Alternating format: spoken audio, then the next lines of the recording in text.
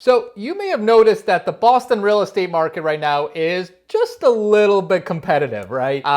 Things are flying off very quickly. A lot of homes are going over asking within a couple of days. And there are a number of reasons for this, right? I mean, there's super low interest rates. There's super low inventory right now. And of course, Boston's just an incredibly desirable market and a place to live in, right?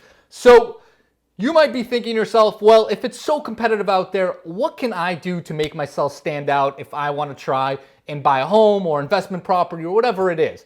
And I thought I would make this video to give you guys some key tips that if you're in the market currently and trying to put in offers and just not having success, I'm going to give you guys some tips to think about, some strategies that you can use to actually improve your chances of getting offers accepted around the greater Boston real estate market. So if that's something of interest, make sure you stay tuned and we're gonna get after it right now.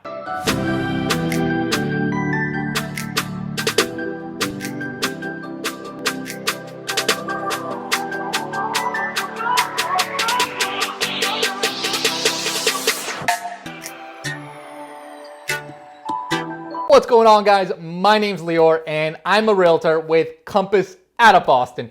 And in this video, I'm excited to talk to you guys and give you guys some real good tips about some things you can do to make yourself stand out as buyers if you're thinking about buying a home around the greater Boston market. Now, before we get into that, two quick things. Number one, guys, if this is your first time on my channel, make sure you smash that subscribe button for me. I put out a number of videos every single week talking about everything from tips on buying, selling, investing, tips on on navigating the Boston real estate market, lifestyle tips around the Boston. So basically everything to do with greater Boston and lifestyle and homes. So if that's something that's of interest to you, make sure you smash that subscribe button. And number two, guys, if you guys are thinking about doing anything with real estate around the greater Boston area, whether it's buying, selling, investing, leasing, or any other ideas you may have, it still blows my mind just how many calls I get from you guys watching my videos, and I still absolutely love it. So if you're thinking about doing anything, hit me up on email, text, phone, Instagram, or however you please, and I will definitely help you out. So with that, let's get right into the meat and potatoes of this video, and let's start off by talking about tip number one on what you can do to really make yourself stand out as a buyer in this market. And that first tip is gonna be get yourself pre-approved with a reputable local lender. Now, I've done a full video on this topic on its own, so if you want more details about this, make sure to check it out.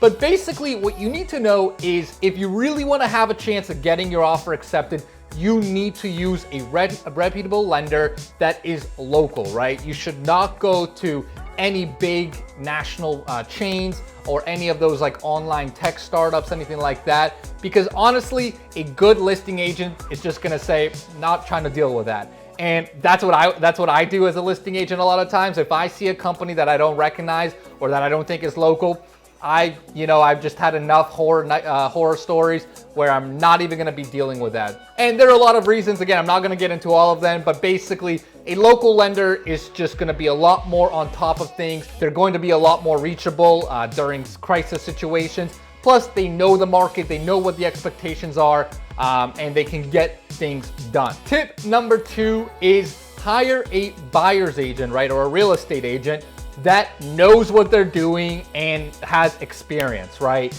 Here's a little secret for you for the real estate industry. There's typically a small percentage of real estate agents that do the large majority of deals. And in this kind of competitive market, you really want someone that really knows their stuff, right? Because basically, in order to get offers accepted in this kind of market, you need someone that's gonna be able to act quickly, aggressively, know which terms to play and when, know how aggressively to go on pricing to get the job done, and really can just create a full package that can get your offer accepted. Now, by no means am I saying, that other agents are bad or anything like that. There are plenty of agents to choose from, but if you really want to give yourself the best chance at getting an offer accepted, especially in a competitive market that we have right now, I would definitely look for people that really know their stuff and can really represent you in the best possible manner. Because going with someone that may not have that experience or may not just be on top of their game, not only can it cost you not getting an offer accepted, but maybe it can cost you overpaying for a property, or maybe it can cost you the riskiness of a transaction, right? Maybe you drop contingencies when you don't need to, or vice versa. But basically, it's not going to be the optimal situation for your needs. Number 3 tip I have for you guys is, once you kind of selected a buyer's agent or a real estate agent, I would have a meaningful talk with them about the state of the market or markets that you're looking at, right? So let's say you've got a handful of cities that you're really excited about, and those are the cities you're going to want to move to, right? Talk to your real estate agent and try to understand, hey, how has this market been performing over the last 30, 60, 90 days, whatever it is, right? Are things flying off the shelf completely? Are there certain types of homes that go faster than others? Are homes getting multiple offers over asking? Is it a little bit less competitive right now? Are people dropping their contingencies like home inspections or financing, or are they able to keep them on? Right, so really try to get an analysis from your real estate agent about your local markets that you're targeting, right? Because I'll tell you one thing. Different markets right now are performing quite differently. There's markets that are closer to Boston that maybe are a little bit less competitive, and you don't necessarily need to go as crazy if you were gonna go maybe to the suburban market and chase single families, where over there you're gonna have to go, 5-10% over ask, drop quite a bit of contingencies just to have a chance. And then finally, the last tip I have for you guys is gonna be, understand the different types of terms that you can play on your offer, but make sure you do them safely. And I'll give you guys just some examples of some good strategies that I've been doing with quite a bit of my clients.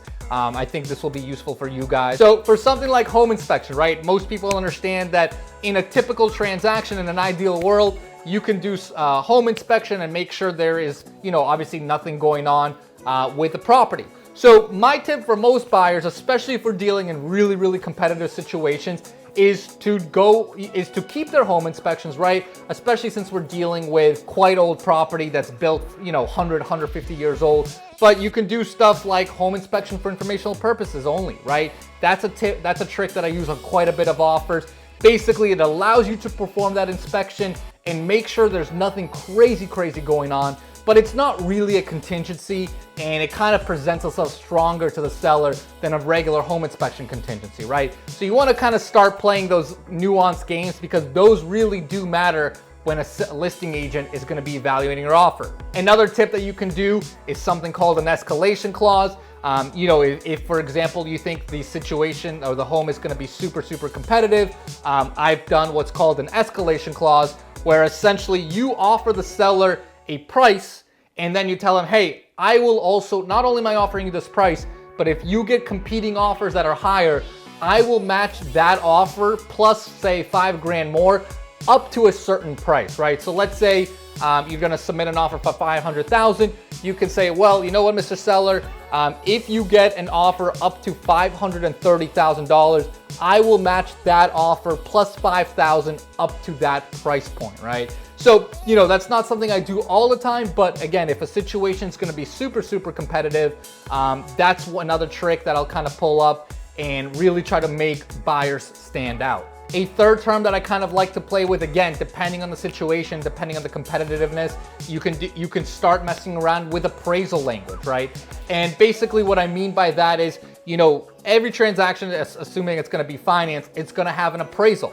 Now, most good agents are aware that over the last 6 to 12 months, a lot of appraisals have been coming in a little tight, right? I mean, appraisers are, obviously very sensitive to what's going on with COVID. And I've had plenty of transactions that have had appraisal issues where they don't necessarily appraise at the exact purchase price. So if you're going to be dealing with an insanely competitive situation where you're going to have multiple offers and you've got a little extra cash to play with, you can essentially offer to the seller to pay for any difference in the appraisal if there is a shortage, right? So let's say you're buying a home for $800,000, right? Putting 20% down, and your appraisal comes in at $785,000, right? Basically what you're telling the seller is, look, I will cover that difference of $15,000 in cash so that you don't have to worry about it. Now, again, this is obviously super, this is obviously super aggressive, and it obviously does require for you to have some extra cash lying around, but that's another term that you can kind of throw around to really remain and be competitive in a market like this. So there are a couple of other terms that I like to play with. I'm not gonna go into all of them right now in this video, but the point is when you're trying to remain competitive in an insane market like Boston right now, whether it's single families, condos, multifamilies, I mean, a lot of things are really flying off the shelf. It is really, really important that you have multiple strategies to really position yourself to get the best chance of getting your offer accepted. So hopefully these tips are helpful, guys. If you guys have any questions, any comments, any thoughts, just shoot them below and I will definitely help you out.